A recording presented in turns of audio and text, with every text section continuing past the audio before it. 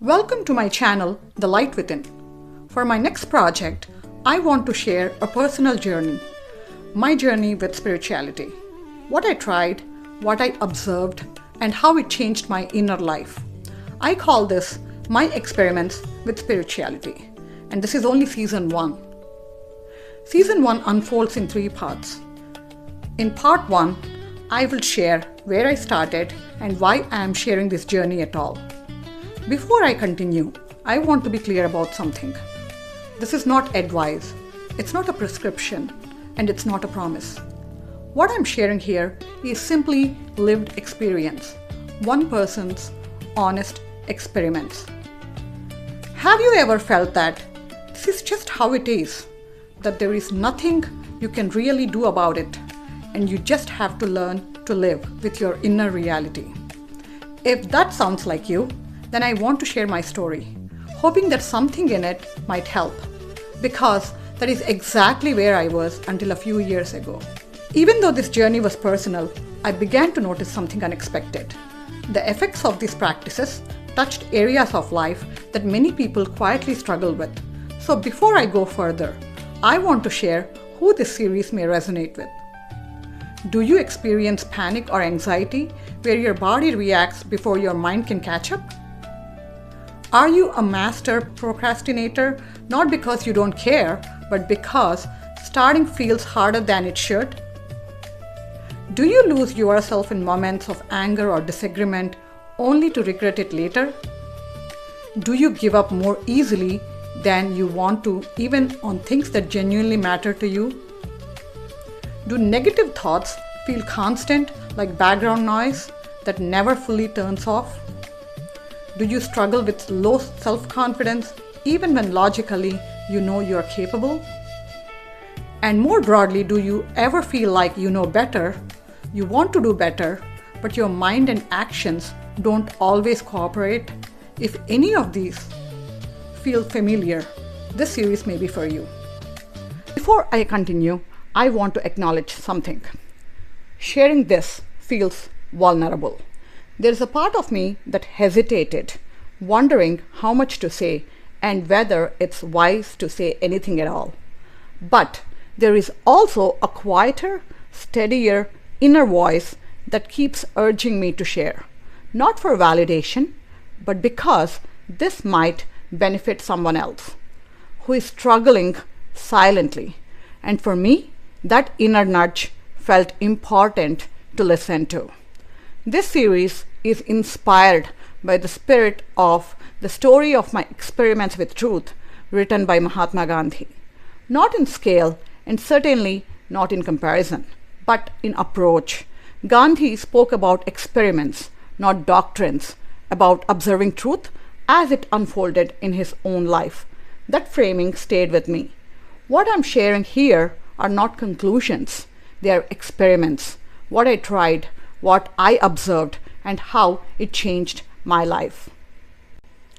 For a long time, my outer life looked stable. I was functioning, doing what was expected, showing up, and I was also thriving, both personally and professionally. From the outside, there was no obvious reason to question anything. But inside, things were much harder. When stress came, my reactions were intense. When emotions surfaced, they didn't pass easily. They stayed. They created a constant inner churn. What made it especially confusing was this: there wasn't always a reason.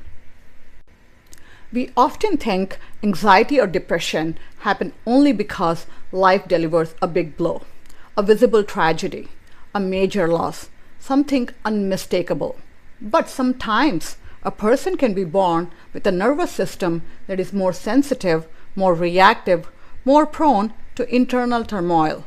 In my case, there was a tragedy my parents experienced while my mother was pregnant with me. I won't go into details, and they are not important here. What matters is that today we understand enough about prenatal stress to know that such experiences can influence how a nervous system develops. So when I struggled, it wasn't because my life was lacking. It wasn't because I was failing. It was because my inner wiring experienced life more intensely. That understanding changed everything. It helped me stop asking, what's wrong with my life? And start asking, how can I work with my system instead of fighting it? There was a long phase where I didn't feel dramatically lost, but I didn't feel settled either. I could think clearly. I could reason logically. I could explain why things were objectively okay, but my body and emotions didn't always follow that logic. And that gap is where many people live. Capable, responsible, high functioning, yet quietly struggling inside, often believing there is nothing that can really change this. I didn't turn to spirituality because I was searching for answers to life's big questions. I turned to it because I needed something practical, something that worked below the level of thought. I began with pranayama, simple breathing exercises. The first thing that changed wasn't my thoughts, it was my breath. In stressful moments, my breathing didn't immediately tighten the way it used to. There was a pause, a small but noticeable space before reaction. When I added meditation, I learned something even more important. I didn't have to fix every emotion the moment it appeared. I could sit with discomfort without panicking, without being overtaken by it. Yoga anchored all of this in my body. Balance, effort, release. Over time, my body began to understand stability in a way my mind never could. These practices didn't change my life overnight, but slowly they changed how life landed inside me. The constant inner turbulence reduced.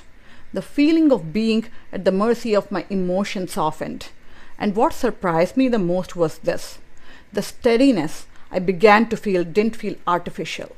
It felt natural, as if this balance was always meant to be there. I want to be very clear about something. I am not saying this path will work for everyone. I don't know that. I'm only one data point in my experiment, one sample. But I do believe this. It is worth trying. And it is worth running your own experiments, because I have become deeply convinced of something else too, that many of the answers we are looking for are already within us, even when it feels like they are not. Sometimes all that is needed is patience, gentle effort, and the willingness to turn inward and uncover them layer by layer. In this first video, I wanted to share where I started and why I'm sharing this at all. In the next videos, I'll go deeper into how pranayama changed my emotional reactions, how meditation reduced inner restlessness and comparison, how yoga and awareness helped me accept life as it is, not as advice, not as guarantees, just as lived experience.